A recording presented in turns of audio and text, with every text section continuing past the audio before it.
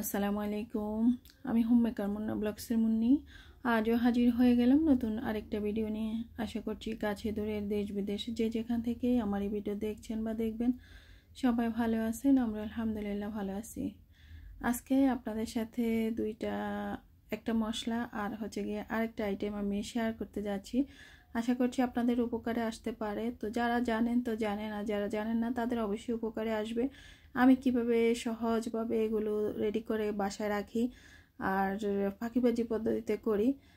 আপনারা দেখতে পাচ্ছেন শুরুতে এই যে আমি দুইটা ব্রেড নিয়ে নিচ্ছি। এগুলো 25 টাকা প্যাকেট, একটা প্যাকেটের দাম 25 টাকা। তো অনেকগুলো একসাথে কিনাতে 20 টাকা করে নিয়েছিল। আর এগুলো অবশ্য যেদিন আমার ছেলে শিক্ষা সফরে গিয়েছিল সেই দিনকার। তো আমার ভাই যেহেতু এটা দায়িত্বে ছিল, এই পুরা প্রোগ্রামটার দায়িত্বে ছিল, তো ওই তো খাবার টাবার সব কিছু যা আছে সব কিছু আসলে সেই মেনটেন করেছে বা এগুলো রেডি করেছে। তো এই কয়েকটা ব্রেড আবার থেকে গিয়েছিল, তো 4টা ব্রেড আর কি, তো বাসায় নিয়ে আসছিল। তো আমার ছোট ভাইকে বলতেছিল তারা আজকে যে এরা বাসায় নিয়ে যা, আপা কিছু একটা করলেও করতে পারে। কারণ তারা অবশ্য জানে আমি যে কোনো জিনিস দিয়ে কিছু না কিছু করে ফেলি। যদি এটা খাওয়ার নাও যায় তাও একটা কিছু না কিছু করব, ফেলে দেব না একদম। তো সে যেহেতু নিয়ে আসছে, তো মাইন তিতলিকে একদিন টোস্ট করে দিয়েছিলাম, আমরাও খেয়েছিলাম একটু। তো বাকিগুলো থেকে গিয়েছিল ফ্রিজে, আসলে আর খাওয়া হয় না। যেহেতু সকালবেলা আমাদের বাসায় অবশ্য রুটিটাই বেশি খাওয়া হয়, রুটি সবজি ডিম চা এগুলি আসলে বেশি খাওয়া হয়, কারণ সবাই এটাতে অভ্যস্ত। ফাঁকিবাজি কোনো নাস্তা আসলে হয় না আর কি। তো তার জন্য আসলে ব্রেডগুলো থেকে গিয়েছিল, তো আমি ব্রেডগুলো ফ্রিজ থেকে নামিয়ে নিয়েছিলাম। তো নামিয়ে এই যে দেখতে পেলেন আমি কিভাবে এই যে ছোট ছোট টুকরো করে নিচ্ছি। তো এইভাবে আপনারা চাইলেও করে নিতে পারেন, বা এই অবস্থাও কিন্তু চুলার নিচে দিয়ে শুকিয়ে নিতে পারেন। তা আমি কিন্তু এই অবস্থায় শুকাবো না। আমি কি করতে যাচ্ছি অবশ্যই আমার সঙ্গে থাকুন আর দেখতে থাকুন, আর একটা লাইক দিয়ে অবশ্যই আমাকে উপকৃত করবেন। আর এই যে এখানে আমি নিয়েছি জর্দা রং। এবার বুঝতেই পারতেছেন আমি কি তৈরি করতে যাচ্ছি। তো যাই তৈরি করতে যাচ্ছি না কেন আপনারা অবশ্যই বুঝতে পারবেন দেখে। তো আমি এখন নাইবা বললাম। তো আমি একটা ব্লেন্ডারে জার নিয়ে নিলাম। তো যেহেতু আমার এটা কাজে লাগবে আর কি এটা ব্লেন্ড করতে, তো আমি টুকরো করা ব্রেডগুলো নিয়ে নিচ্ছি। তো বেশ সবগুলো একসাথে আসলে ধরবে না, তার জন্য অর্ধেকটা নিয়ে নেব। আর এখান থেকে একটু জর্দা রং দিয়ে দেব, দিয়ে ভালোভাবে ব্লেন্ড করে নিব। ভালোভাবে বলতে এটা ব্লেন্ড করলে আসলে হয়ে যাবে মাত্র 1-1.5 মিনিটের ব্যাপার। বড় জোর 1 মিনিট লাগবে, কিন্তু এটা সুন্দরভাবে ব্লেন্ড হয়ে যাবে। এই যে দেখতে পাচ্ছেন কি হয়ে গেল। এই অবস্থা আপনি রেখে দিতে পারেন। তো আমার যেহেতু একটু অরেঞ্জ কালারের ব্রেড ক্রাম্ব লাগবে, তার জন্য আমি একটু জর্দা রং দিয়ে দিচ্ছি এর সাথে। তো আপনারা চাইলে এভাবে আসলে সহজ পদ্ধতিতে ঘরোয়া উপকরণে খুব স্বাস্থ্যসম্মতভাবে এই জিনিসগুলো তৈরি করে বাসায় রেডি করে রেখে দিতে পারেন, যখন তখন আপনার কাজেও লেগে যেতে পারে। তো যেহেতু জারটার মধ্যে দেখলাম জার একটু ফাঁকা আছে, তো আর একটু ব্রেড দিয়ে আবারও ব্লেন্ড করে নিলেই হয়ে যাবে আমার অরেঞ্জ কালারের ব্রেড ক্রাম্ব। তো যদিও এটা এখন ভিজা, এটা শুকনো না আর কি, ঝরঝরা না একদম। তো এটা আমি ঢেলে নেব, আর বাকিটা যেহেতু ব্লেন্ড করতে হবে এটার মধ্যে দিয়ে আবার একটু জর্দা রং দিয়ে ভালোভাবে আমি ব্লেন্ড করে নেব। আর এই যে ডালনাতে নিয়ে নিলাম, এটা আমি চুলার নিচে দিয়ে শুকিয়ে নেব। তো কেউ চাইলে শুকনো তাওয়ায়ও হালকা আছে আপনি তেলে নিতে পারেন, তাহলেও হয়ে যাবে। যেহেতু আমার চুলার নিচে আসলে শুকানোর মতো জায়গা আছে, অনেকে চুলার নিচে আসলে কোনো কিছু দেওয়া যায় না বা শুকানো যায় না। তো আমার যেহেতু চুলার নিচে জায়গা আছে, এই ডালনাটা দিয়ে দিলে হয়ে যাবে। তো তার জন্য আসলে আমি চুলার নিচে দিয়েই শুকিয়ে নেব, আর শুকিয়ে নিলে হয়ে যাবে কিন্তু অনেকগুলো ব্রেড ক্রাম্ব। তো আমরা হয়তোবা চড়া দামে দোকান থেকে কিনে নিতে পারি, কত টাকা কেজি আসলে আমি জানি না। তবে আমি সবসময় বাসায় এভাবেই রেডি করে রাখি। অনেক সময় বাসায় খাওয়ার জন্য ব্রেড আনে, বনরুটি আনে।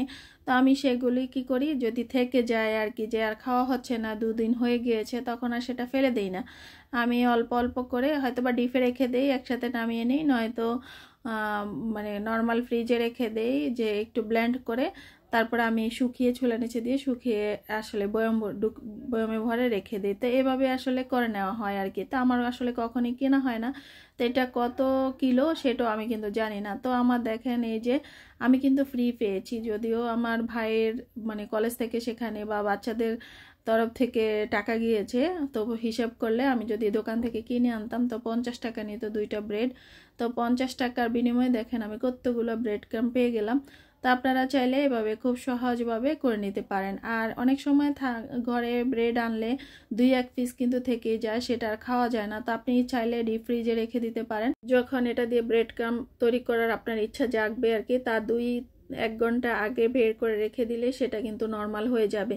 আর তখন এভাবে টুকরো করে ব্লেন্ডারে জারে করে আপনি করে নিতে পারেন। বা যদি আপনার প্লাস্টিকের যে চালনি থাকে, আমরা দোয়া পালার জন্য যে চালনিগুলো ব্যবহার করে থাকি বা ঢাকনা ব্যবহার করে থাকি, সেটা দিয়ে ছোট ছোট করে চেলে নিলেও কিন্তু হয়ে যায়। হাতে একটু চাপ দিয়ে চেলে নিলেও কিন্তু আপনি এই ধরনের ব্রেড ক্রাম্ব তৈরি করে নিতে পারেন। তো এই যে দেখেন আমি কিন্তু চুলার নিচে দিয়ে দিচ্ছি, আর ওইদিকে আমার ভাত রান্না হচ্ছে। তো এই অংশটুকু কিন্তু হচ্ছে গিয়ে রাতের বেলা। তো রাতেই আসলে আমার হঠাৎ খেয়াল হলো, আমি তো এটা আপনাদের সাথে শেয়ার করলাম না যে ব্রেড ক্রাম্বটা আমি কিভাবে শুকাতে দিয়েছি। তো এই যে দেখেন রাতে আমি ভাত রান্না করতেছি, আর হচ্ছে গিয়ে ব্রেড ক্রাম্বটাও শুকাতে দিয়ে দিয়েছিলাম আগে, সেটা আপনাদের সাথে একটু শেয়ার করলাম। তারপরে এই যে দেখেন ঠান্ডা হয়ে গিয়েছে, আমি এবার বয়মে ঢুকিয়ে নিলাম। তা আমার দেখেন কফির বয়মে বড় এক বয়ম আর কি, এই বয়মে এক বয়ম আমার প্রায় ব্রেড ক্রাম্ব হয়ে গিয়েছে। তো আমার কিন্তু 1 টাকাও খরচ হলো না, শূন্য বাজেটে 0 টাকায় আমি কতগুলো ব্রেড ক্রাম্ব বানিয়ে নিলাম। তারপরে চলুন আমি একটা মশলা তৈরি করে নিচ্ছি, যদিও এই মশলাটা আপনাদের সাথে আরও কয়েকবার শেয়ার করেছি। তো নতুন তো অনেকেই আসতেছেন, তাদের জন্য আবারও একটু শেয়ার করে নিলাম। তো এখানে আমি একটা মশলা তৈরি করব, এটাকে শাহি গরম মশলা বলতে পারেন, বিরিয়ানি মশলা বলতে পারেন, তেহারি মশলা বলতে পারেন। একের ভিতরে হরেক রকমের মশলাই এটার মধ্যে, মানে হরেক রকম কাজে লাগবে।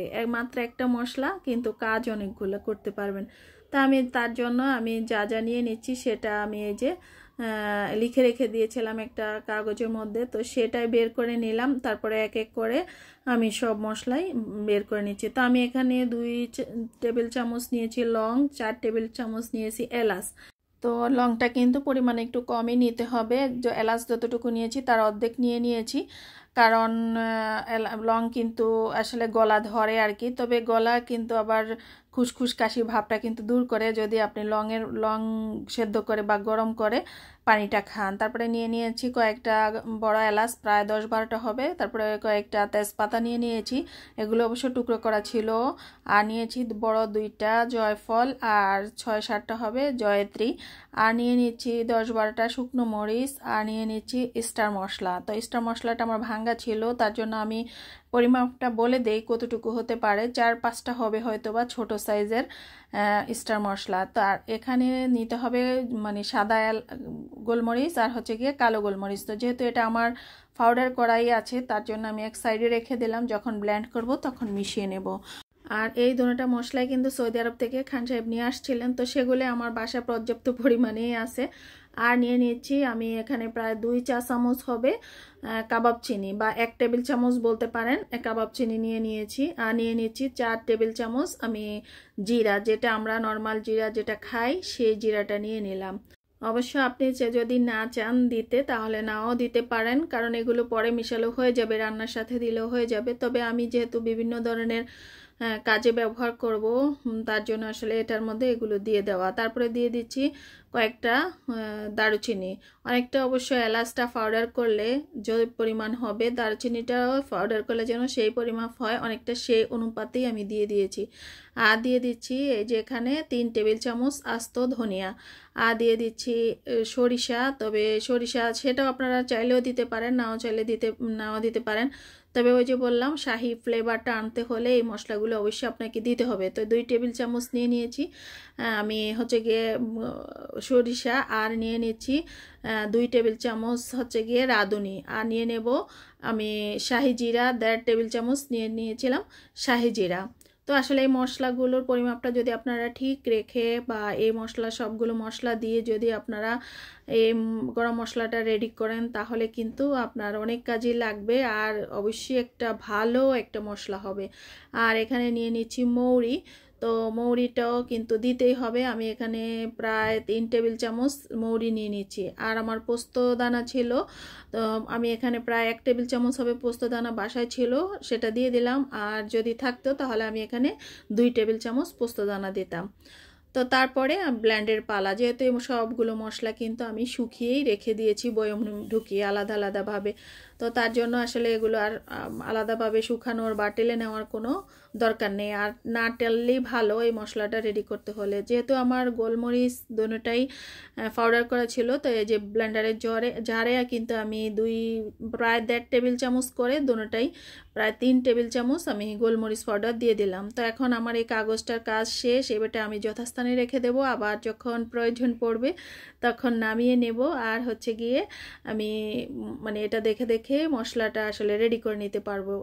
আর তখন আর আসলে সময় মানে অপচয় হবে না, আপনি এটা দেখে দেখেই সুন্দরভাবে মিশিয়ে নিতে পারেন। তো কেউ চাইলে স্ক্রিনশট দিয়ে আপনারা রেখেও দিতে পারেন। তো এই তো সবগুলো মশলা কিন্তু আমি ব্লেন্ডারের জারে নিয়ে নিচ্ছি। আর ওই যে বললাম এগুলো শুকানোর কোনো প্রয়োজন নেই, সবগুলো মশলাই কিন্তু শুকিয়ে নেওয়া আছে, তার জন্য আসলে আমি শুকালাম না। তো এখানে প্রায় 18টা আইটেম আছে, সবগুলো আইটেমই দিতে চেষ্টা করবেন, তাহলে আপনি একটা শাহি মশলা বা শাহি ফ্লেভার পাবেন ইনশাল্লাহ। আর এই মশলাটা যদি আপনি রেডি করে রাখতে পারেন তাহলে যে কোনো জিনিস, বিরিয়ানি, গরু মাংস, খাসির মাংস, যে কোনো জিনিসই তৈরি করতে পারেন। মাংসের যত আইটেম আছে সবগুলোর সাথে দিলেই হয়ে যাবে। আপনি কাবাব হতে একদম সব কিছুর মধ্যে দিতে পারবেন। তো আমি একটা মশলা মানে রেডি করে রাখি আর অনেকগুলো আইটেম তৈরি করতে পারি। তো এই তো আমার ব্লেন্ড করা হয়ে গিয়েছে, এবার ঠান্ডা হয়ে গেলে আমি বয়মে ঢুকিয়ে নেব। তো আমি ঠান্ডা হওয়ার আগেই কিন্তু বয়মে নিয়েছিলাম। আমার বয়মটা দেখেন একদম খালি, আমার একটু মশলা ছিল না। ওইদিকে আমার চুলার উপরে রান্না ছিল, মুরগি রান্না করতেছিলাম, মশলা দেব সেই মশলাটা আসলে ছিল না। তো তখন কি করলাম, এই মশলাটা রেডি করে তারপর অবশ্য মশলাটা দিয়ে দিয়েছিলাম। আর অনেক সময় গরু মাংস রান্না করলে বা হাঁসের মাংস, খাসির মাংস এগুলো রান্না করলে চর্বির কেমন একটা গন্ধ আসে, তবে এই মশলাটা দিয়ে যদি আপনি রান্না করেন কোনো গন্ধ আসবে না, খেতে কিন্তু দারুণ হবে। আমার বাচ্চারা তো কোথাও গেলে গরু মাংস খেতেই পারে না, ওদের কাছে নাকি চর্বির গন্ধ আসে। তো আমার এই মশলা যেহেতু আমরা বাসায় খাই, তার জন্য ওদের কাছে এই মশলার ফ্লেভারটাই ভালো লাগে আর এই মশলার রান্নাটাই আসলে ওদের খুব পছন্দ। তো এই তো হয়ে গেল আমার গরম মশলা। তো 3-4 মাস অনায়াসে আমি খেয়ে নিতে পারবো ইনশাআল্লাহ। তো আজ এ পর্যন্তই, সবাই ভালো থাকবেন। আল্লাহ হাফেজ, আসসালামু আলাইকুম।